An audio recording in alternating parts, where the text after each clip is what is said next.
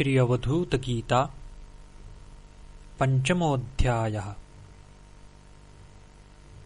श्री दत्तात्रेय अवधूत कहते हैं,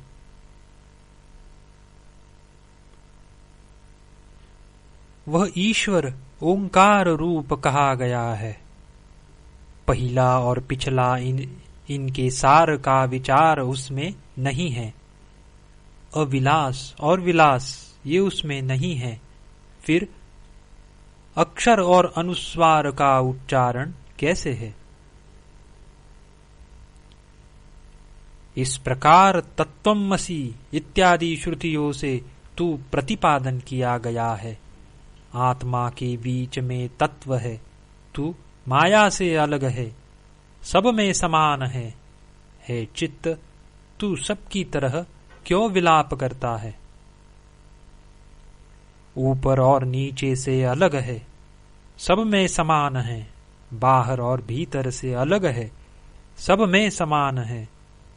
यदि एक सब से अलग सब में एक सा है, तो अरे मन, तू सब की तरह क्यों रुदन करता है?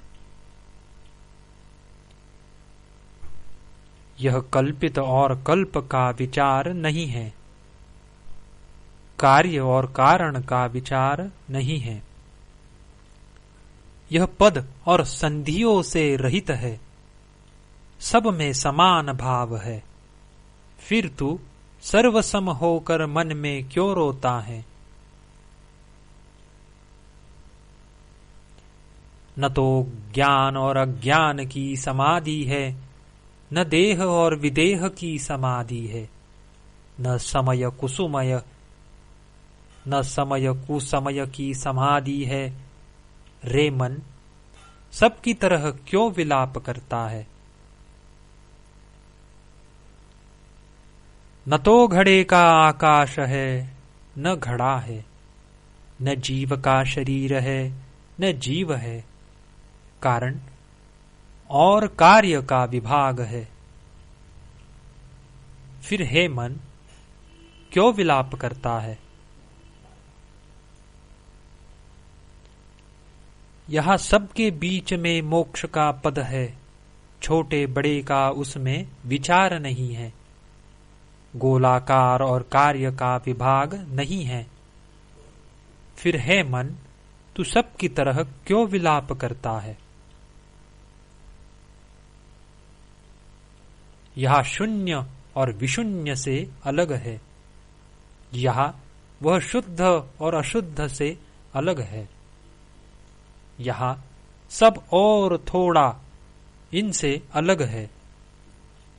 हे मन, सब की तरह क्यों विलाप करता है? भेद और अभेद का इसमें विचार नहीं है।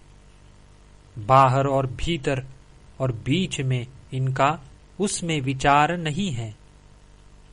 शत्रु और मित्र ये उसमें नहीं है, सब में समान है। फिर हे मन, सब की तरह क्यों रोता है? शिष्य और अशिष्य का स्वरूप नहीं है, चराचर का भेद नहीं है।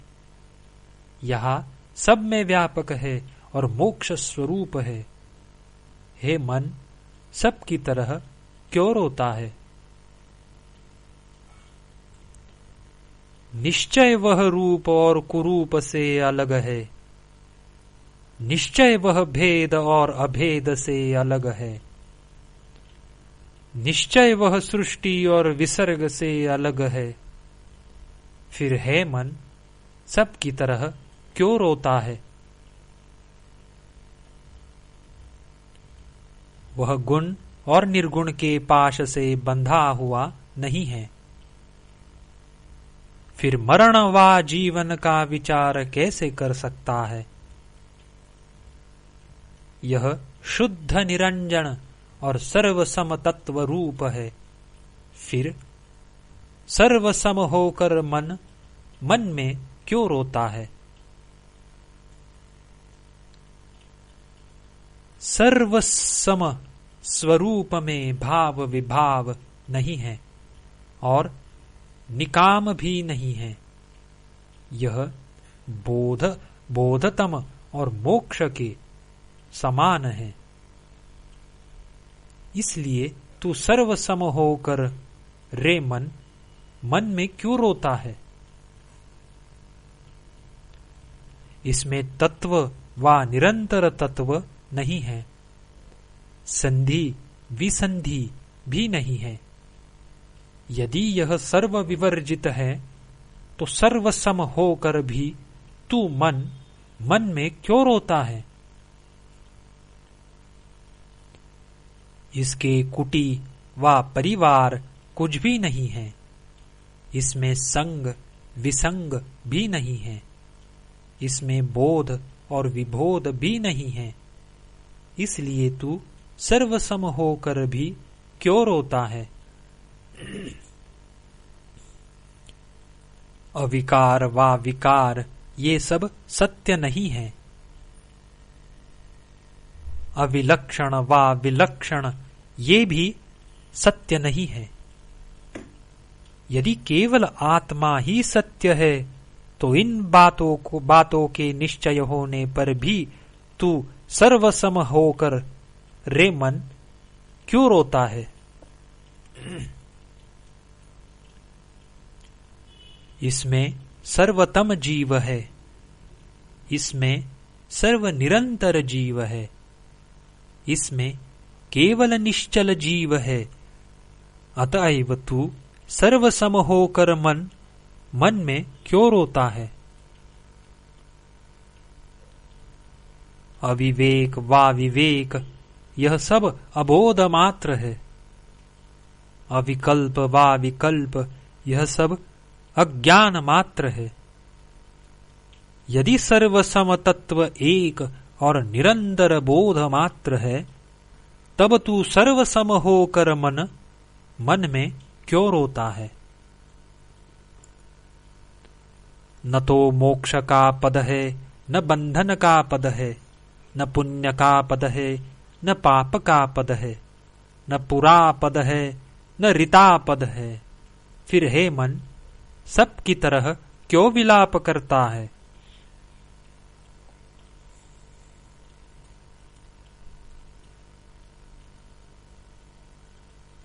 समतत्व यदि वर्ण विवर्ण से हीन है, यदि कारण और कार्य से विहीन है, यदि भेद और अभेद से हीन है, तो तू सर्वसम होकर रे मन में क्यों रोता है?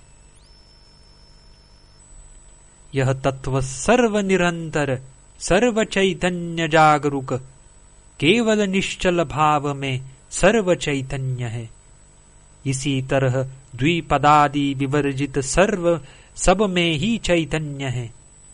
अतएव तू सर्वसम होकर मन में क्यों रोता है? यह तत्व निरंतर सर्वगत है। रति निर्मल व निश्चल रूप से सर्वगत है। दिन रात्रि से रहित होकर सर्वगत है। अतएव तू सर्वसम होकर मन में क्यों रोता है? इस तत्व में बंध और विबंध का समागम नहीं है। योग और वियोग का भी समागम नहीं है। तर्क वितर्क का भी समागम नहीं है। अतएव तू सर्वसम होकर रे मन में क्यों रोता है? इस तत्व में काल विकाल का निराकरण है। अणुमात्र पदार्थ का भी निराकरण है। केवल सत्य का निराकरण नहीं है। फिर तू सर्वसम होकर मन में क्यों रोता है? इसमें देह विदेह नहीं है। यह स्वप्न और सुषुप्ति से विहीन है। अविधान विधान से दूर है। फिर तू सर्वसम होकर मन में क्यों रोता है? यह समतत्व आकाश के समान विशाल सबसे रहित और सबके समान है।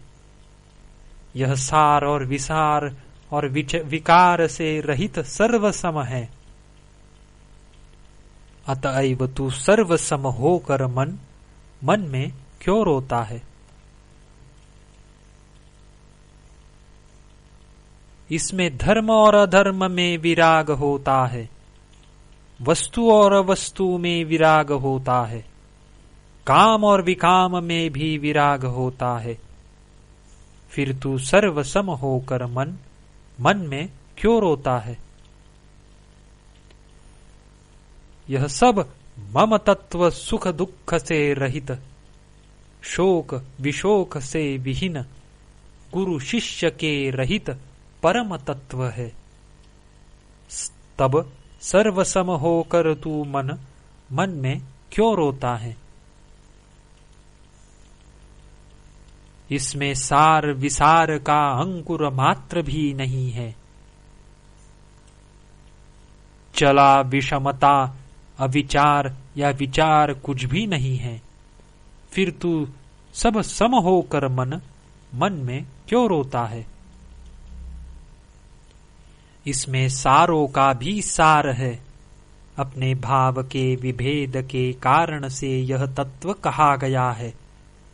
पार्थिव विषय में जो कुछ किया जाए वह सब असत्य ही है।